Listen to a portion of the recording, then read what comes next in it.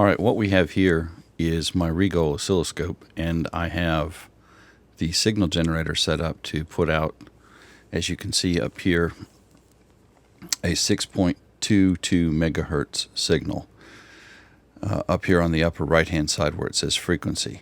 Also, you'll see our peak to peak voltage in the lower left, and that changes as the signal goes through the device under test.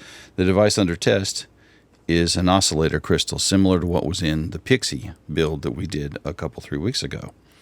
So how do you test a crystal? Simple. You feed it a signal until it oscillates, and then you know that it is on target for what it's supposed to be oscillating at. So a 7.050 crystal ought to be oscillating pretty darn close to 7.050 megahertz. So let's do this. Watch our frequency on the upper right, and I'm going to slowly advance this. I happen to know where this is going to go, but look at our waveform. It's getting a little better. And keep an eye on our voltage peak to peak in the lower left corner. Watch those two values as I turn this up. Our VPP is not changing a whole lot. The waveform looks like it's getting a little more organized because we're getting closer to oscillating this crystal. All right, I'm going to zoom on a little farther. Oops, too far. Too far. All right, let's get below it. 695, 698, 699, 7 megahertz. Look at our VPP. It's up to 5 to 6 millivolts for VPP, and we're at 7 megahertz on the frequency. All right. 7.01, 7.02. Boom. Boom.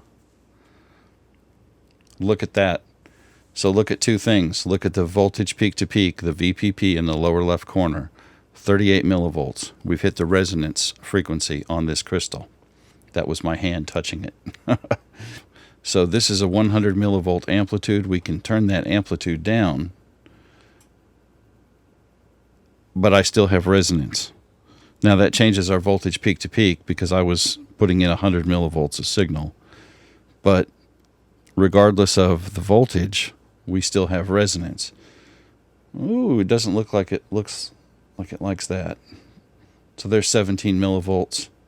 And if we go back to our frequency and change it off, we lose that organization and the VPP drops down. Turn it back to the resonant frequency, the VPP goes up. That's me touching it again. And there we go.